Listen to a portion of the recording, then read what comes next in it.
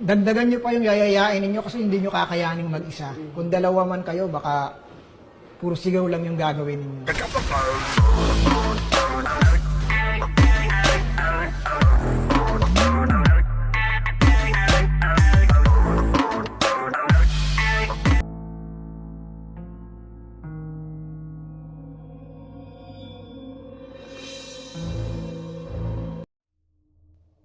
Hello sa lahat. Ako po si Bonjo, mula po sa Kabisayaan. Itong kwento na ibabahagi ko ay karanasan ko mismo. Isa sa mga alaala ko nung binata pa ako. Alaala na hanggang ngayon o magpakailanman ay hinding-hindi ko makakalimutan. Masasabi kong napakaswerte ko pa rin kasi naabutan ko pa kung gaano nakarealidad yung mundo. Umayon ang panahon sa akin para maranasan ko rin kung anong sistema yung pamumuhay sa kasalukuyan. Sisimulan ko ang kwentong to nung nasa edad 18 pa lang ako, mga taong 80s. Kasagsagan nun yung mga kwentong kababalaghan sa amin, gaya ng mga bagat, Syokoy sa dagat, San Telmo, kaluluwa na naglalakad tuwing hating gabi habang may kadina ito sa paa, sigbin, aswang, at marami pang iba. Dati kahit tabing kalsada ka lang, parang buhay na sa bukid ka pa rin. Kasi hindi pa abot yung kuryente sa lugar namin. Kaya nagtitiis kami sa lampara. Kung may gadget naman kaming tinatawag dati, tanging radyo lang iyon. Nakakapagbigay aliw na sa amin yon. Hindi katulad ngayon na halos andyan na ang lahat. Talagang malayo yung buhay ngayon kumpara sa dati. Pero kung ako ang papipiliin, kung alin sa dalawa, mas gusto ko pa rin yung buhay dati. Kahit simple lang, masaya naman, at presko lahat ng pagkain. Pero andyan wala na tayong magagawa kundi makiayo na lang kung gaano nakalaki yung pinagbago ng mundo. Siguro naman yung mga nakatira dati sa probinsya, sa mga kaidaran ko, nakaranas na din kayo ng mga kababalaghan katulad ko. Lalong-lalo na yung mga nasa parte talaga ng Visayas o Mindanao. Pero paano kaya kung yung karanasan mo na yon ay munti ka ng pumanaw sa mundong ibabaw, katulad sa nangyari sa buhay ko? Simula nang naranasan ko yung makipagkumbate sa aswang, ay hindi na talaga ako nawala ng kutsilyo sa tagiliran ko. Dati naman talaga, hindi buo ang paniniwala ko sa mga nilalang na yan. Naalala ko pa, may bantog sa amin nun. Siguro, nasa 300 metro lang yung agwat ng layo sa tinitirahan ng bantog na yon mula sa aming bahay. Nakita lang ito ng iilang kapitbahay niya at agad namang chinismis iyon hanggang kumalat na ito sa buong lugar namin. Ako naman, nung unang narinig ko yung chismis na yon, kinilabutan ako. Kaya tuwing hapon, pag nag-iigib ako sa balon, inaagahan ko na. Nagsimula lang daw yung nag-iba ang asal ng bantog nung minsang nanggaling ito sa ibang lugar. Hindi ko na lang babanggitin kung saang lugar. Nagtatrabaho ito at biglang nagkasakit. Ipinagamot naman daw ito ng amo niya, kaya lang hindi malaman kung anong sakit nito. Kaya nagpadala na lang ng sulat yung amo nito sa pamilya niya na ipakuha na lang. Nung nakauwi na ito sa amin, bata pa ako nun, kaya wala akong kalam-alam. Dinala nila ito sa albularyo. Nung nalaman daw kung ano ang dahilan ng sakit niya, nagalit yung asawa nito. Kasi ayon sa albularyo, nayanggaw daw ito. At malaki na yung sisiw niya sa tiyan. Kaya di na niya kayang tanggalin. Dahil doon sa narinig ng asawa niya, uminit ang ulo nito. At kung ano-ano ang pinagsasabi sa matanda. Mabigat yung bintang na yon. Kaya sino ba naman ang hindi magagalit? Pero ang hindi alam ng asawa niya na may kabaryo kaming isa sa mga nakapila para magpagamot. Kaya ayon, mabilis pa sa 4:00 kumalat yung tsismis. Isang araw, ang dami na ng nakapansin na kapitbahay sa taong iyon. Ang laki na ng pinayat nito at dilat na dilat yung mata. May mga iilan pa na nangamba. Yung iba naman ay naawa dito. Hanggang sa isang araw, biglang naglaho yung mag-asawa na to. Ilang taon din itong wala nang balita sa amin. Nung medyo nagbibinata na ako, tsaka lang ito bumalik sa amin. Ayon sa mga magulang ko, ang laki na daw ng pinagbago ng nayanggaw. Kasi dati, humaharap ito sa inuman. Nakikipagkwentuhan ito ng matagal sa mga kakilala niya.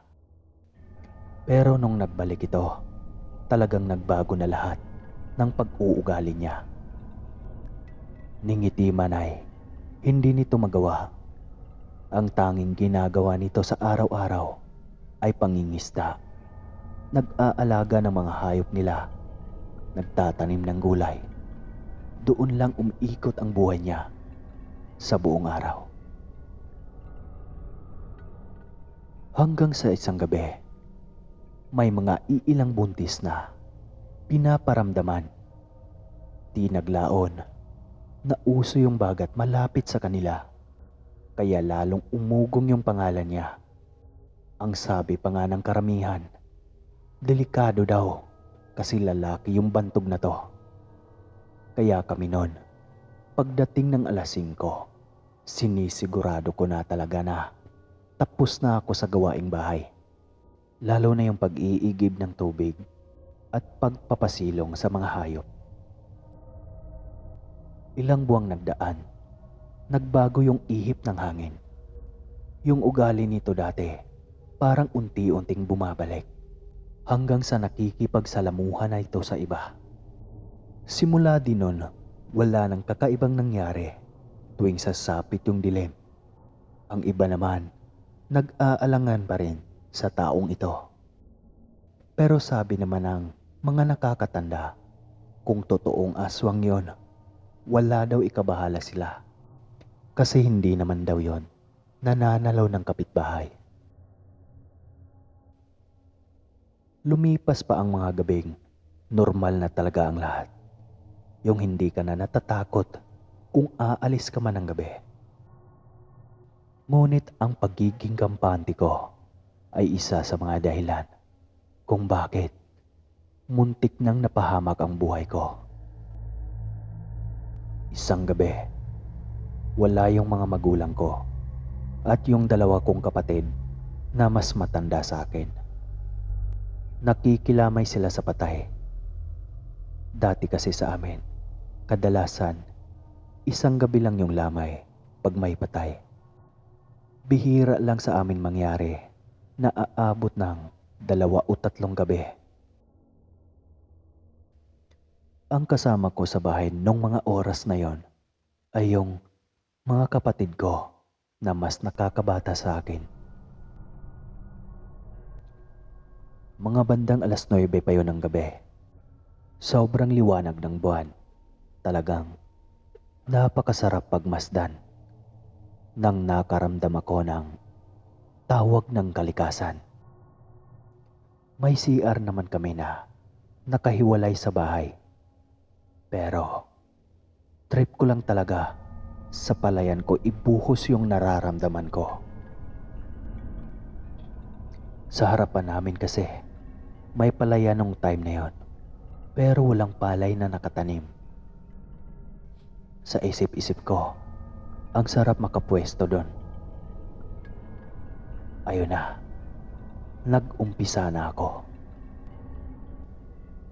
Habang nasa kasarapan ako, pinagmasdan ko yung buwan at hinihit-hit ko yung yosi na hawak ko. Sa kalagitnaan ng pagtingin ko sa buwan, may parang biglang humarang na itim.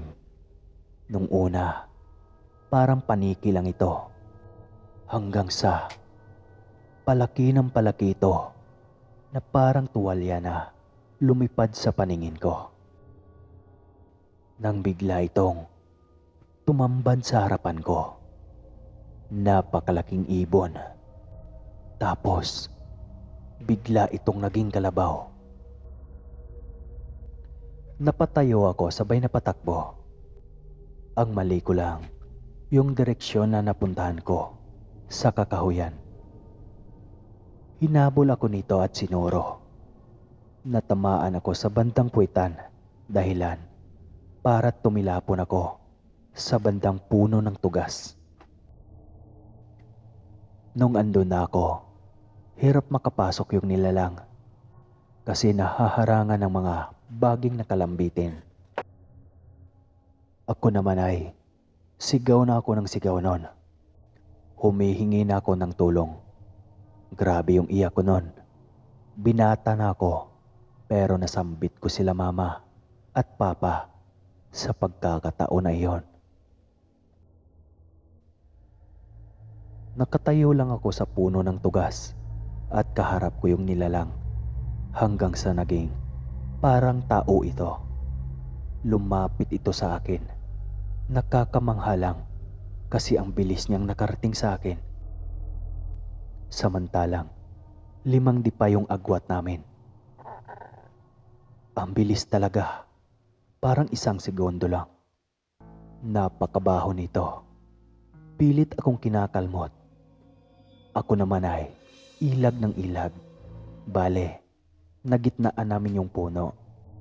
Parang naglalaro lang kami nun. At siya yung taya. Hanggang sa nahawakan ako nito sa damit. Binalibag ako nito ng napakalakas. Dito, naubos yung pagkaduwag ko.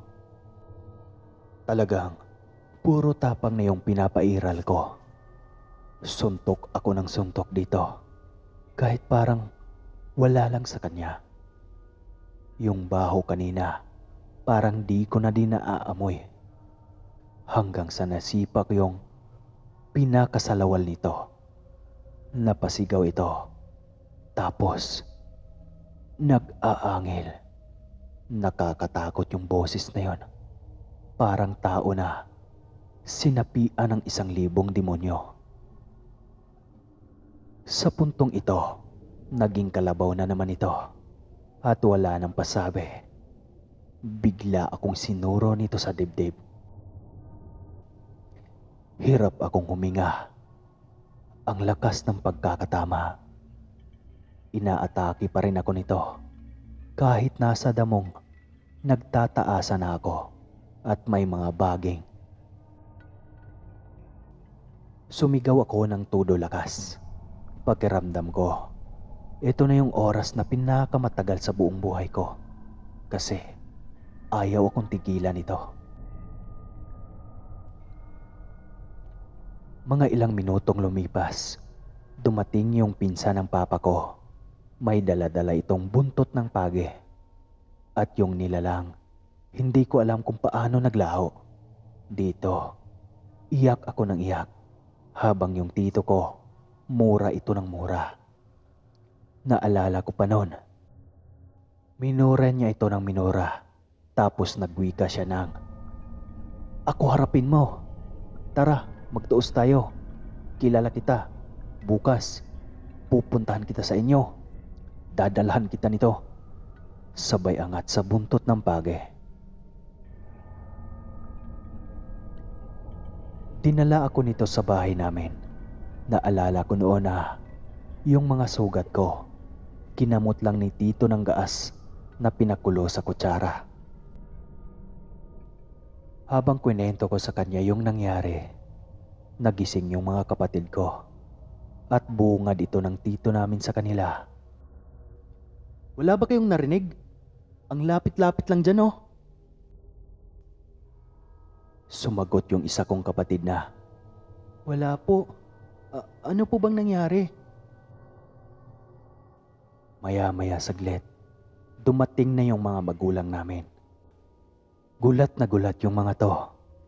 Nagkwento si Tito.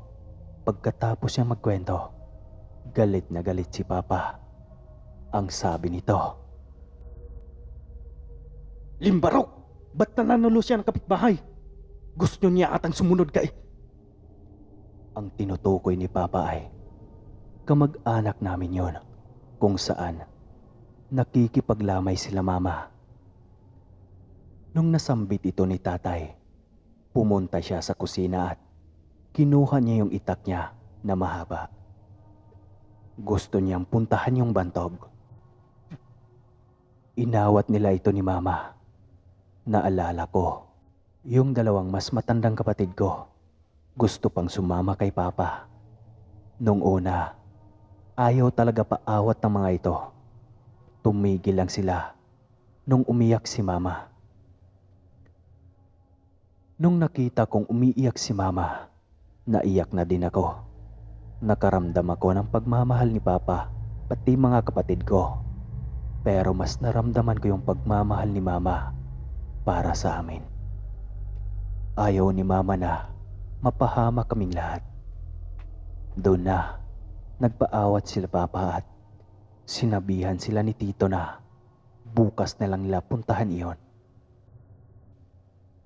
Kinabukasan, bumili si Mama ng mga iilang gagamitin niya sa pagluluto ng pagkain namin. Ibinalita ni Mama yung nangyari sa akin kagabi. Halos lahat ng nakabalita ay iisa lang yung sospecha nila. Walang iba, kundi yung bantog sa amin. Samantalang sa amin naman, si Papa, kakatapos lang niyang mapwesto yung mga alaga namin. Umuwi na ito ng bahay. Sakto, parating na yung tito ko. Pupunta sila doon sa bantog. Bago sila nagtungo, nagdikdik itong si Papa ko ng bawang at binalot niya sa telang itim. Tapos, nilagay niya ito sa bulsa niya. Kay Tito naman, buntot ng page. Ginawa niya itong sinturon para hindi halata na may dala siya. Umalis na sila nung nakakarating daw sila sa pamamahay nito. Ayon kay Papa, kinatok daw nila ito kasi sarado pa. Walang sumasagot, samantalang may umuubo sa loob. Nung wala talagang sumagot, uminit bigla ang dugo ni Papa. Kinalampag niya yung pinto. Nung akmang sisipain na sana niya, may nagsalita. Ano ba ang kailangan niyo? Bungad na tanong nito. Asan yung asawa mo? Tugon ni Papa, nagalit na galit. Umalis na kayo. Umalis na kayo kung ayaw niyong mataga dito. Muling salita nito. Di na nakapigil si Papa. Sinipa niya ito. Tapos nabuksan ng tuluyan. Dito lumabas yung anak nila. Takot na takot ang mga ito kasi si Papa may dalang itak. Pinipilit niyang hinanap yung asawa na lalaki nito pero hindi siya sinasagot ng babae. Si Tito ko naman, pinipigilan niya si Papa. Sa sobrang galit daw ni Papa, napaiyak ito at nagbanta sa buong pamilya. Ang sabi nito, Walang hiya yung asawa mo. Kahit kapitbahay, tinatalo. Pag may masamang mangyayari sa anak ko, papatayin ko kayong lahat. Huwag niyong pagtakpan pagkatao ng asawa mo. Alam na ng lahat ng tao kung anong sekreto niyan. Hinahayaan lang namin yon kasi nire-respeto ko kayo. Nung napagtanto ni Tito na may nagsidatingan na tao, doon na niya inaya umuwi si Papa. Umugong ang usapan tungkol sa nangyari sa akin hanggang sa dumating yung hapon na may balita na gumulantang sa amin. Yung bantog, patay na. Ayon sa pamilya nito, inatake ito at bigla ang namatay. Ang masakit pa doon, kinagabihan sa lamay niya, kunti lang ang pumunta. Kinabukasan, nilibing agad ito. At kalaunan din, umalis na yung pamilyang naiwan ito. At hanggang dito na lang po yung kwento ko. Salamat po. Siguro kung hindi ako nasakluluhan ng tito ko, mapapaaga yung paglaho ko dito sa daigdig na ito. Bonjo po ng Kabisayaan.